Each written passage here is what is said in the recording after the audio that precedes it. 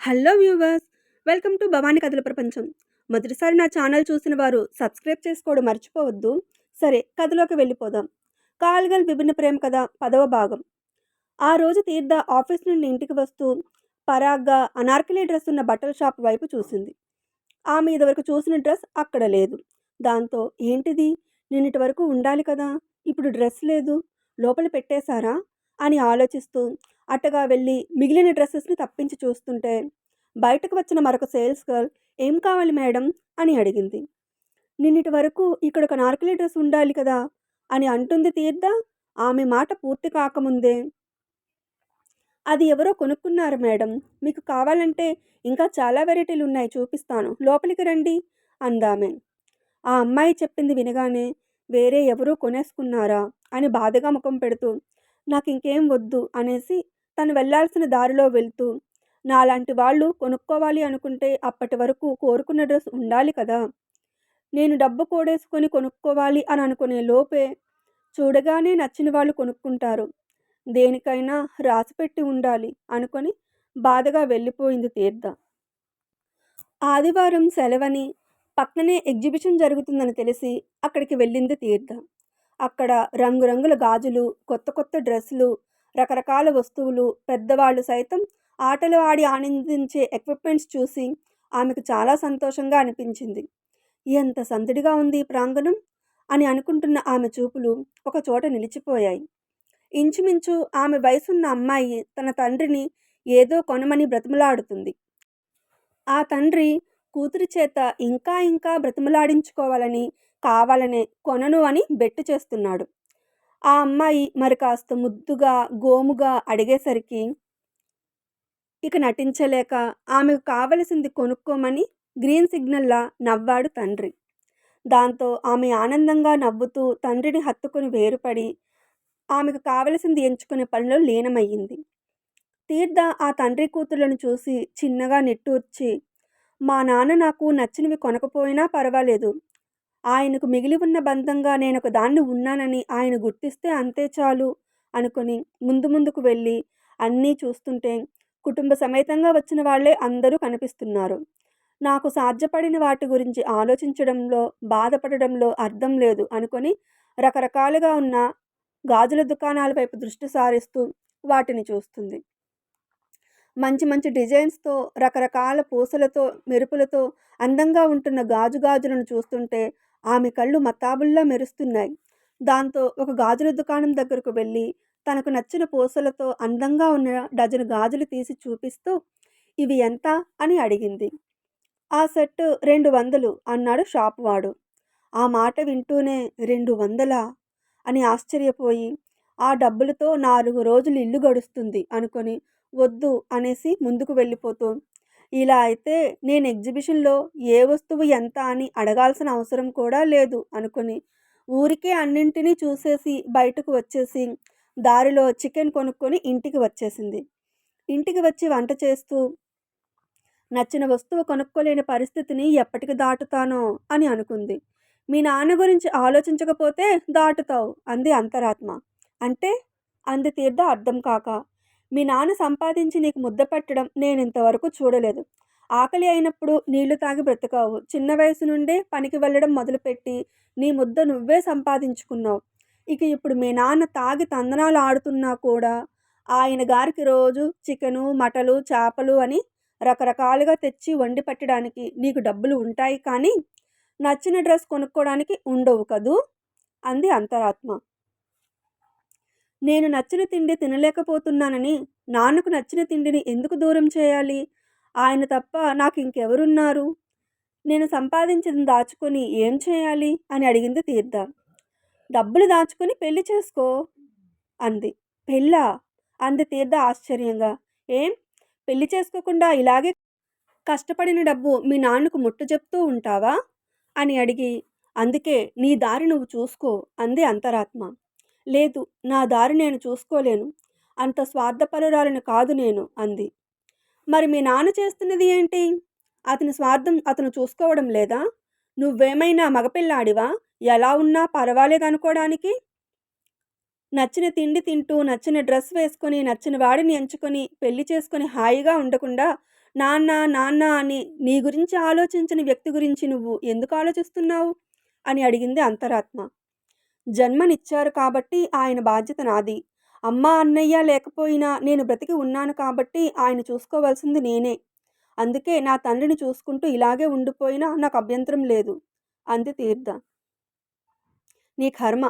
పెళ్లి గిల్లి లేకుండా ఇలాగే ఉండిపోవడానికి కూడా సిద్ధపడ్డావంటే నిన్ను మార్చడం నా వల్ల కాదు అనుకొని మాయమైపోయింది అంతరాత్మ. నచ్చిన తిండి, నచ్చిన డ్రెస్సు, నచ్చినవాడు అని నిట్టూర్చి, మొదటి రెండు ఏమో కానీ నాలాంటి అమ్మాయికి ఆ మూడో పదం మీద కలలు కోరికలు ఉండకూడదు. అప్పుడే ఎలాంటి జీవితం ఎదురైనా సంతోషంగా ఉండగలదు. ఎక్స్‌పెక్టేషన్స్ ఉన్నప్పుడు వాటిని రీచ్ అవ్వకపోతే జీవితం నరకంలా అనిపిస్తుంది. అందుకే దేనికైనా అడ్జస్ట్ అవ్వడం నేర్చుకోవాలి అనుకొని ఎప్పటిలా తన స్థానంలో చాప మీద నిద్రపోయింది తీర్థ. అమ్మా తీర్థాలు, ఏం కూర వండావమ్మా అని అడిగాడు తండ్రి తీర్థ ఆఫీస్కి రెడీ అవుతుంటే. నెలాఖరు కదా నాన్న, డబ్బులు ఎక్కువ లేవు, అందుకే టమాటా పచ్చడి చేశాను అంది. రేపు జీతం వస్తుంది కదమ్మా, అప్పుడు నాకు నాటుకోడి కొని తీసుకురా అమ్మా అన్నాడు తండ్రి. ఇంకా ఈరోజు 30, అప్పుడే 1న వచ్చే జీతం గురించి ఆలోచిస్తున్నావా నాన్న అని. నువ్వు కూడా పని చేస్తున్నావు కదా, మరి ఆ డబ్బులు ఏం చేస్తున్నావు అని అడిగింది.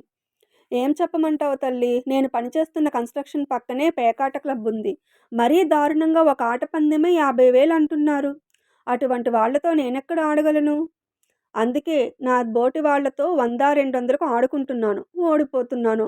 అందుకే వాళ్ళకి బాకీ పడిపోయి ఇలా కష్టపడడం, వాళ్ళకి దారపోయడం అయిపోతుంది. అయినా అప్పు పడిపోతున్నాను అన్నాడు సిన్సియర్గా. అప్పంటే 100ల్లోనా లేక 1000ల్లోనా అని అడిగింది. 100ల్లోనే తల్లి అన్నాడు. దాంతో ఆఫీస్కి రెడీ అవుతున్న తీర్థ సడన్గా తండ్రి ఎదురుగా వచ్చి మోకాళ్ళ మీద కూర్చొని, నిజం చెప్పు నాన్న, నువ్వు 1000ల్లో అప్పులు చేయడం లేదు కదా అని భయంగా అడిగింది. నీళ్లు నములుతూ, లేదు తల్లి, నీ మీదొట్టు అన్నాడు. నువ్వు తప్పు చేస్తున్నా నాకు చావు రావడం లేదు నాన్న. అలా అని నువ్వు తప్పు చేయనట్టు కాదు కదా నాన్న. ఇలా నువ్వు ఇప్పటికి ఎన్నోసార్లు చెప్పావు, కానీ అన్నిసార్లు మనం ఊరులు మారాల్సి వచ్చింది. కనీసం ఈ ఊరిలో అయినా ప్రశాంతంగా ఉండాలని అనుకోవడం లేదా అని అడిగింది. ఎందుకు లేదు తల్లి, ఇక మనం ఎక్కడికి వెళ్ళాల్సిన అవసరం లేదు, ఇక్కడే ఉంటాం. ఇదే మన పర్మనెంట్ ఊరు అన్నాడు. ఇలా చెప్పడం నీకు, వినడం నాకు అలవాటేలే అనుకొని ఆఫీస్కి వెళ్ళిపోయింది తీర్థ. నీతో నిజం చెప్పినా అబద్ధం చెప్పినా ఒక్కటే. నేను ఎక్కడున్నా నాలాగే ఉంటాను, రాజులానే ఉండాలని అనుకుంటాను, అలాగే ఉంటాను. అప్పు చేసినా పర్వాలేదు, అది పెరిగినా పర్వాలేదు. ఒకే ఒక్కసారి ఒక ఆట నేను కొడితే చాలు, మన కష్టాలన్నీ తీరిపోతాయి అని అనుకున్నాడు శంకరం. ఈ అప్పులే తీర్థ జీవితాన్ని శాసిస్తాయని తండ్రి కూతుళ్ళకు తెలియడం లేదు. తెలిసే సమయానికి తీర్థ పరిస్థితి ఏంటో. టాప్ ఫ్లోర్లో తన క్యాబిన్లో వర్క్ చేసుకుంటున్న సుబ్బారావు ఏదో టెండర్ ఫైల్ కావాలని తీర్థను అడిగాడు. దాంతో తీర్థ తాను ఫైల్ పెట్టిన చోట వెతికింది, కానీ ఆ ఫైల్ కనిపించలేదు. ఇదేంటి, నిన్న ఫైల్ ఇక్కడే కదా పెట్టాను అని మిగిలిన కబోర్డ్స్ కూడా వెతుకుతుంది. ఏంటి తీర్థ లేటు, అది చాలా ముఖ్యమైన టెండర్ ఫైల్ అని చెప్పాను కదా, త్వరగా ఇవ్వు అన్నాడు సుబ్బారావు. సార్, ఆ ఫైలే వెతుకుతున్నాను అని చెప్పి తీర్థ కంగారుగా మొత్తం అంతా వెతికి, సార్ ఆ ఫైల్ ఇక్కడ లేదు అని చెప్పింది. లేకపోవడం ఏంటి, నిన్న నువ్వేగా కింద సెక్షన్ నుండి తీసుకొచ్చావు అన్నాడు అతను. తెచ్చాను సార్, మీకు కూడా చూపించే ఇక్కడ పెట్టాను కదా, కానీ ఇప్పుడు అది కనిపించడం లేదు అంది. కనిపించడం లేదంటే ఏంటి అర్థం అని అడిగాడు అసహనంగా. నిజంగానే కనిపించడం లేదు సార్, నేనైతే నిన్ను ఇక్కడే పెట్టాను అంది బెదురుగా.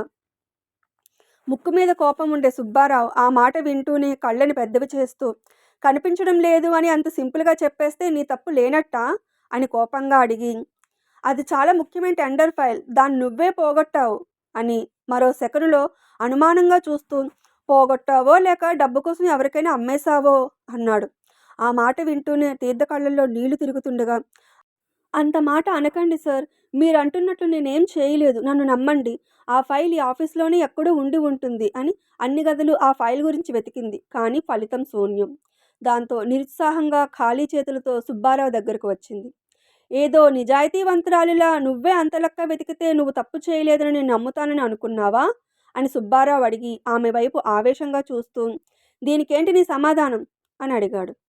సార్, నిజంగా ఫైల్ ఏమైందో నాకు తెలియదు అంది. నిజాయితీగా పనిచేస్తున్నట్లు బిల్డప్ ఇస్తూ చేయాల్సిన పనులన్నీ చేశావు, సీసీ కెమెరాలు కూడా లేవని నీ ఇష్టానికి ప్రవర్తించావు కదా, నీలాంటి బాధ్యత లేని అమ్మాయిని పనిలో పెట్టుకొని మొదటి తప్పు చేశాను. నిన్నింకా ఇక్కడే ఉంచి రెండో తప్పు చేయలేను. ఇప్పుడు ఒక ఫైలే మిస్ అయింది. నువ్వింకా ఇక్కడే ఉంటే ఇంకేం మిస్ అవుతుందో అని. ఇక నీకు ఇక్కడ జాబ్ చేసే అర్హత లేదు. నిన్నిప్పుడే ఉద్యోగంలో నుండి తీసేస్తున్నాను. వెంటనే ఇక్కడి నుండి వెళ్ళిపో. నీకిక్కడ పని లేదు అనేసి ఆమె జీతంగా కొంత డబ్బు టేబుల్ మీద పెట్టాడు. తప్పు చేసినట్లు రుజువు అవ్వకుండానే నింద వేసి జాబ్ నుండి తీసేస్తున్నాను అని అనగానే తీర్థ బాధ రెట్టింపైంది. ప్లీజ్ సార్, నేనే తప్పు చేయలేదు. నన్ను నమ్మండి అంది తీర్థ కన్నీళ్లతో. సరే నమ్ముతాను. ఇప్పుడే ఫైల్ తెచ్చి నాకివ్వు అన్నాడు. ఆ మాటతో మౌనంగా ఉండిపోయింది. ఫైల్ లేదు కదా, మరి నిన్ను నేనెందుకు నమ్మాలి? అయినా నిజం తెలిసాక కూడా ఇంకా ఎందుకు నటిస్తున్నావు? నీ కన్నీటికి కరిగే రకాన్ని కాదు నేను. నీలాంటి వాళ్ళను పనిలో పెట్టుకుని తప్పు చేశాను. ఇకపై ఆ తప్పు చేయను అన్నాడు. సార్, నిజంగా ఫైల్ ఎలా మాయమైందో నాకు తెలియదు. ఇలా సడన్గా జాబ్లో నుండి తీసేస్తే ఎలా సార్ అని బాధగా అడిగింది.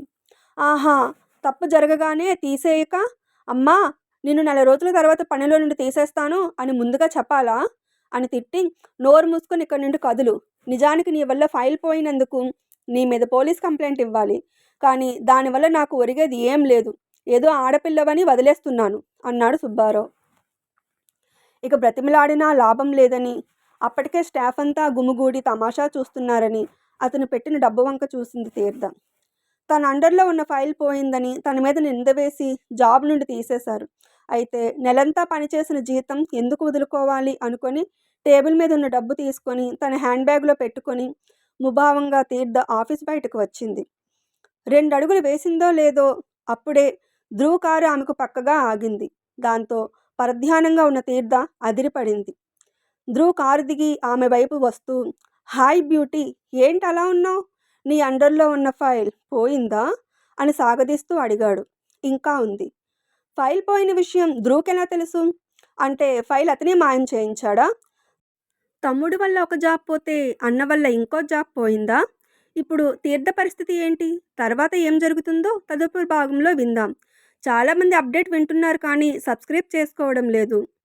ఒక చిన్న సబ్స్క్రైబే కదా, గంట సింబల్ నొక్కేస్తే అయిపోతుంది. సబ్స్క్రైబర్స్ నేమ్ కూడా కనిపించదు. మరెందుకు ఆలస్యం చెప్పండి. త్వరగా నా ఛానల్ని సబ్స్క్రైబ్ చేసుకొని నా ఛానల్ గ్రోత్ పెంచండి. సరే, మరో అప్డేట్తో మళ్ళీ కలుస్తాను. అప్పటి వరకు సెలవు.